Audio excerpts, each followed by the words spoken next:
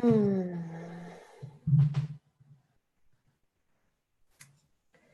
Hey there, Facebook and SOULPLAY community. I'm Rachel and I'm here with Philippe Lewis, and we are going to have a little chat today. This SOULPLAY festival will be the third festival that I am going to be attending with Philippe, actually fourth, technically. Right. And yeah, and Philippe is, first of all, if you're in the festival community on the West Coast of the US and you don't know Philippe, then you should be lucky that you're watching this net right now and getting to know him, because he is the guy that you want to know. And Philippe's workshops have become, I would say, almost flagships for festivals because of how important the content is that he's bringing. And I hope and pray that you're teaching these workshops at all kinds of festivals, especially ones where there's drugs and alcohol. But I'm even more excited that you're teaching them at our festival where there's a lot of touch and connection happening. Mm-hmm. So Philippe's workshops that he'll be presenting are, one, learning the language of touch, and the second is 50 Shades of Yes, creating graceful connections. And I just have to say, the 50 Shades of Yes is my all-time favorite workshop title ever. It's brilliant. I want to know where you were and what you were doing when you came up with that. But it gets me, and it's sexy, and I get a little turned on and a little curious when I hear it. So welcome, and thank you for being here with me. And I want to jump right in and just would love for you to start, share with us, what are you finding about consent at festivals, and what's happening and what's not happening and what's interesting. All right, thank you so much. This feels really good to be here. It feels really good to connect with you, even just before before the interview. I'm going to start with 50 Shades of Yes, because the way I've been noticing, the way I've been noticing consent is it's either yes or no. The way you engage, the way that the traditional way that's been happening out there is, you go to someone, you say, may I touch your neck? Yes, no. May I grab your boob? Yes, no. Usually, that would probably lead to a no. But then what I realized is, when I was starting to do this work, I wasn't even calling it consent work. I realized that I want to engage with people in a way where they say yes. I want their yes. I want to find their yes. That's my primary goal when I engage with someone. So that means that I have to really kind of start to notice what's going on with them. I have to notice their pace. I notice how they're feeling. I have to notice their desires. I have to notice their boundaries, because I have to basically figure them out.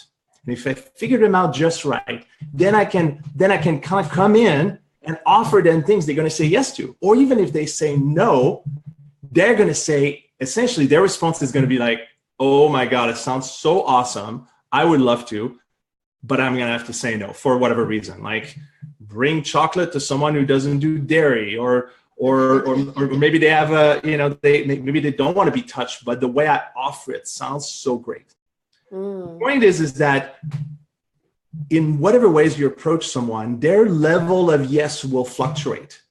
And that's why 50 Shades of Yes, because it's not, it basically goes from hell no to maybe to maybe yes to hell yes. There's the full range. So there's a sure in there somewhere too. I noticed when I'm I always go sure, and right. That's no, I'm not really a yes. Right. And there's different, so there's different kinds of response, but there's also different ways to approach people. There is it goes from the super hands-off, walk into a room and say, who would like a massage? Right? Right. Okay. So that's a hell yes right there. That's a clear hell yes. And also because, massages are easy to say yes to. But there's another one where I could walk into the room, walk right to you and say, I will give you a massage in 5 minutes. If you're still here, it will happen. And then you have a choice, right? But the way it's given to you is different. It's a little bit more edgy. There's different qualities to it. There's more pushiness, but then you have the escape route. It's just different. So depending on the way that I approach you and the way that you respond, we have an engagement. Right. That engagement has a form of a level of yes that goes from 0 to 50 or 0 to 100. Yeah. And to be able to discern that is so important. And the way I figured this out is I had this super picky Persian kitty named Grisabelle who taught me everything I need to know about touch. Many years ago, Wow. I met her when with my previous girlfriend. My previous girlfriend couldn't have cats until she met this one because of allergies, but this one didn't give her allergies. So I met her there, and she's Persian, so she's hyper picky about everything. I don't know if it's because she's Persian, but she was. And then at some point, she was shipped to me, and I had to, take care of her. And every time I tried to touch her, she would give me some kind of response, a clear response. Yeah. And I learned that this response would fluctuate. This response would go from, yeah, I want you to touch me, to hell no, what are you doing? Yeah. To, I'm going to give you a second chance. And it would just go back and forth and back and forth. And in learning this dance, I was able to engage her in a way that her yes would fluctuate, but maintain itself up to the point where I could feel like she was done. And just before she was done, I would pull my hand away, and then she would walk away. And that was a dance. There was a dance in touch. I learned the language of touch, and I learned that yes was something that would come and go. In the same way that if you were to do partner acrobatics and your balance would fluctuate, or in the same way that if I were to pull your arm behind you, you would go from, yeah, this is fine, yeah, oh, maybe, oh, no more. Right? Yeah. There's limits, there's boundaries. So this is beautiful. I just want to say, this is so beautiful, this levels of yes, and the permission that you're giving people, that it doesn't have to just be a yes, and that there's so many different shades of, not only shades of yes for this moment, but the next moment and the next moment and the next moment. Right. I love it. And that plugs back into affirmative consent. But this is not about yes, no. This is you need to develop your capacity to discern somebody's yes, emotionally, somatically, primally, maybe spiritually, maybe intellectually. Like, when you're having a good conversation with somebody when the conversation goes flat. That's going from a hell yes and exchanging ideas to, okay, I'm bored now. Right? That's a form of intellectual dance. So there's different variations on those dances. Some of them are emotional, some of them are somatic, some of them are primal, and there's others that I'm not going to go into right now. I have a question. I don't want to get you off topic, so you can choose to answer it or not. But my question is, what if you either ask someone or you start touching someone and they say yes, but you're kind of like, I think you're a no. What do you do? Like, what do you do in that moment? How do you respond to that? If you're feeling like this, actually, it doesn't feel like a yes to me. So here's what I'm guessing. Okay. So verbally they say yes, right? And maybe intellectually they mean it. Right. But there's another part of you that is sensing them. Right. So ostensibly or intellectually they say yes. But then you're sensing them with your heart. You're sensing them with your body. Maybe your inner animal is also sensing them. And there's one of those who's saying, there's a double signal here. And that kind of discrepancy is how you discern that this yes is not a fully authentic one. Maybe there's a part of her, maybe the intellectual part, or the part that wants to show up says, I'm gonna push my edge. I'm gonna push it a little bit, but as the other parts are not following, so it's not a full alignment. So here's the thing: consent is really about two people engaging with each other in a way they're both super happy. That happiness level, that yes level varies, and the combined yes level varies because the two vary as well. And and what does it take for the two of them to continue with that mutual yes? That thing is called connection. Connection to maintain a mutually agreeable yes. Transgression happens when that connection is not present. When one person comes with their desires or their boundaries or their pace and really is not connected to the other one. When connection happens, there's a natural synchronizing that happens. The same way that if you start dancing with someone and they adjust their pace, they adjust their rhythm with yours so that you can dance together. Right. That togetherness, that sense of togetherness is what connection is that sense that at the next moment, if you decide to go a little faster, you begin to trust that they will too. And if you go slower, they'll go slower too. And if they go faster, you'll go faster, and you kind of follow each other. That following, that sense of connection is based on the noticing through your senses again and again that the next moment you're still doing the same thing, and the next moment the same thing. It's kind of an imitation game. So it's actually a good thing if I notice the person I'm touching isn't liking it and their body's doing something, and I say to them, hey, I'm noticing I'm not really sure if this is feeling good for you or you're actually a yes to this. I'm actually creating more connection. Well, you're giving the opportunity for them to check in with themselves. Yes. You could just say, I have a hard time feeling you, or I'm not noticing reactions from your body. Like I've done this before where I begin to touch someone and their body reacts not at all. There's no reaction. Like you start massaging someone and there's no sounds, their breaths have changed, and it just feels like you're massaging a piece of flesh, but you can't get into it because your body's not able to connect with their body. Exactly. But then, so there's different ways of connecting. There's emotionally, where similar emotions arise. There's somatically, which is your bodies are moving in the same or similar or complementary ways. There's also primally, where you feel like your sense of aliveness matches their sense of aliveness.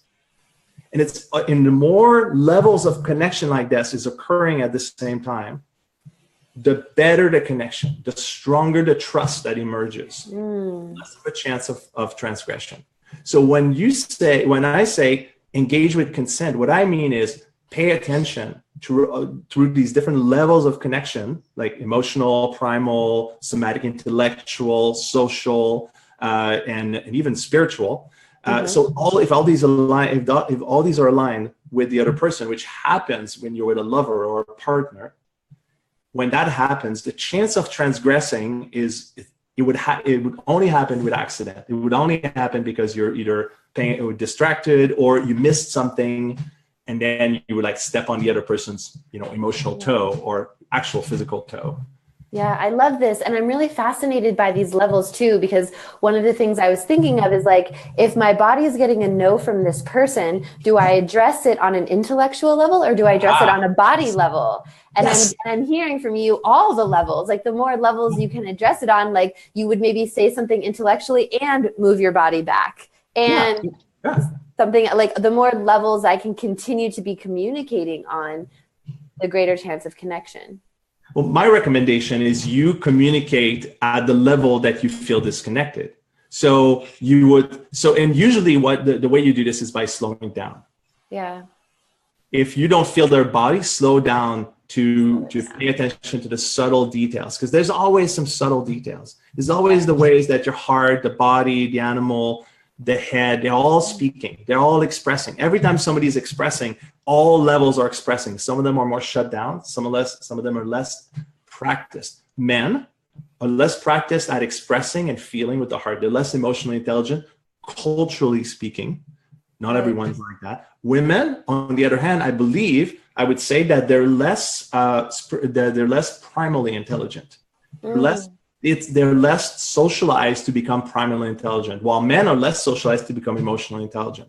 And I think both of them are not very embodied in the first place, because the way we work, the way we push our bodies, the way we colonize our body to make it do whatever it is the fuck that we want.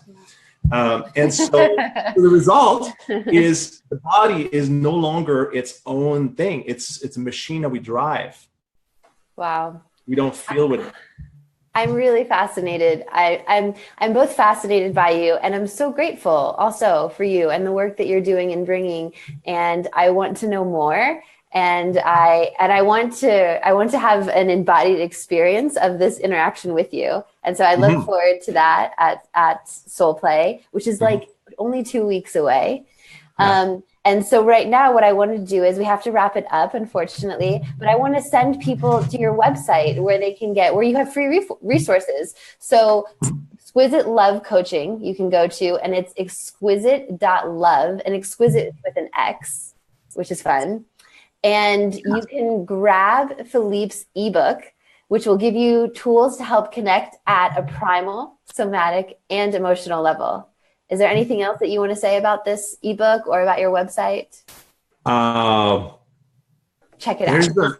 There's a lot of good things in the blog, and also there's a link to my personal website, to my personal Facebook profile, where I post every day about all these topics: consent, polyamory, relationships, intimacy, And sensuality. your posts are fantastic. They come. I love how you're sharing personally. This is a big practice for me too. Is teaching through personal shares. You do this really, really, really well. Really engaging. It's very engaging. One thing I want to say that has started recently, like last couple of days, is what I'm trying to do right now is I'm trying to speak from. I don't know if you remember Fight Club a long time ago. I don't know if that was your time. If you're younger than, I don't know, 30, I think it was made before you, so you should definitely watch it. It's a freaking great movie, and it's brilliant in so many ways. One of the things during the movie, he speaks this monologue that relates to, I am Jack's heart, and he speaks about the heart and about the liver and about the lungs, and it's apparently from this scientific article. But what I've been trying to do recently, which relates to that, is I've been speaking from the different bodies. So you have an inner animal body, you have the heart. So speaking from the heart. So what if the heart was to whisper things to you? What if the animal was to whisper things to you? What if your body was to whisper things to you, like, take good care of me? You're only here while I'm here, so might as well have some teamwork. It kind of relates to the voice of the universe. I don't know if you've seen that. There's people get emails about that are assigned the universe. So it's kind of a way of doing that, kind of reminding people that there's different parts of them that speaks. And there's different parts of them that they perceive the world with. And the more they allow these parts to become alive and to become developed and intelligent, the more they get to perceive the world with more colors in a way. Fantastic. I love it.